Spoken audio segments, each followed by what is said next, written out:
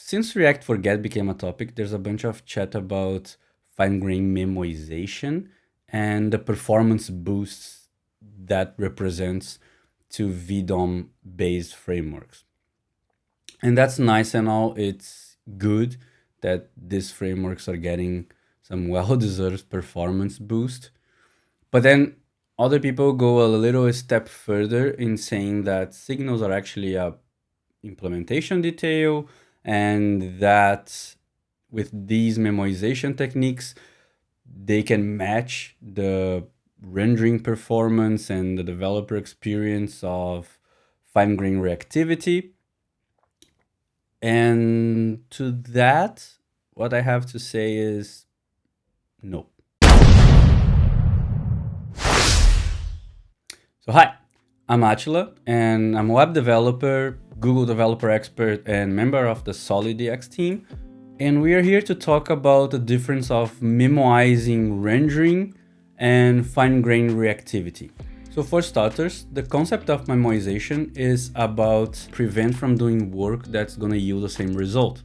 Naturally, if you memoize rendering, you're going to prevent re-renderings from happening if they are supposed to yield the same result.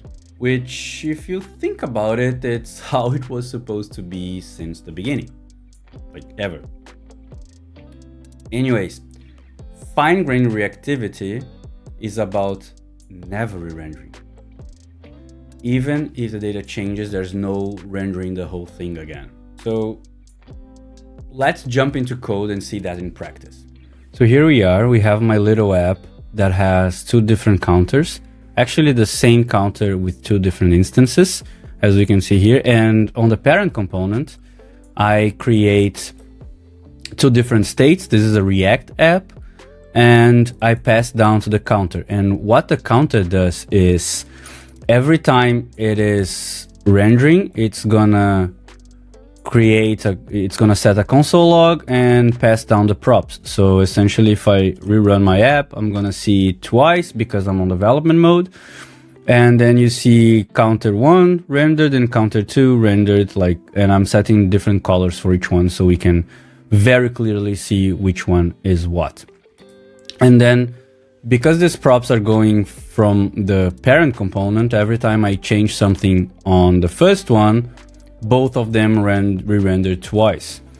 And same goes for if I run again component 1, both of them are gonna render twice. In this, it's gonna be only once in production, but both of them render. Even if I'm only changing number 1, number 2 renders again.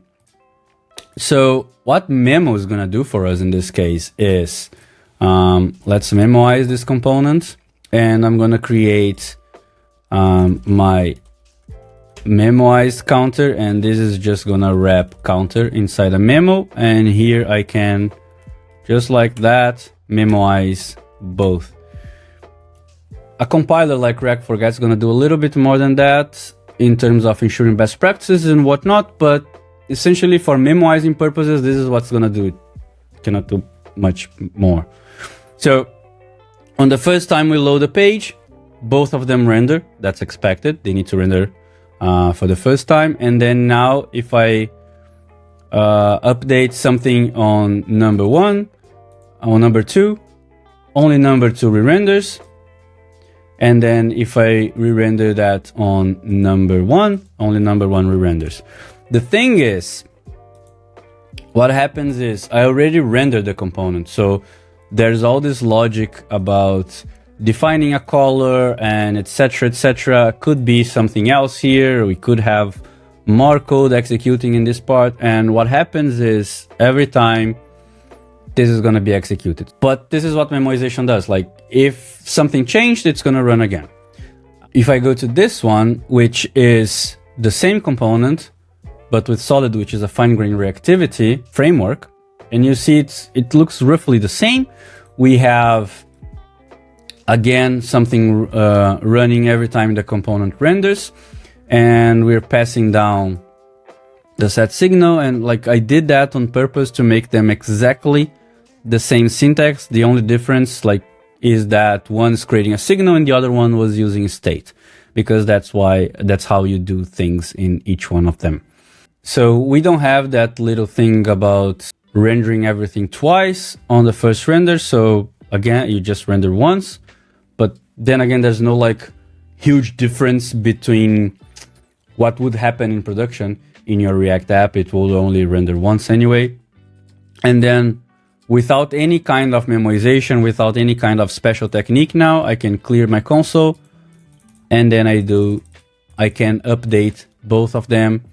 And not only the other one is not going to re-render, but nothing re-renders at all. That happens because if you see right here on this line, what I'm doing is I have a getter function. So this means that that particular piece of code is going to be updated. There's no like destroying and recreating elements in the DOM. And that's the beauty of fine-grained reactivity.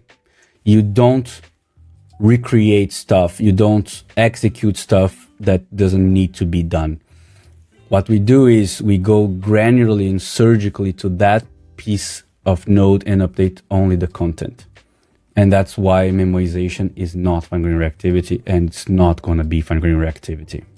So with that, I hope it's more clear about the difference between preventing rendering from happening through memoization and not having re-renders to think about at all. And with that, our time today is done. Don't forget to give me that little subscribe so I can catch you on the next one.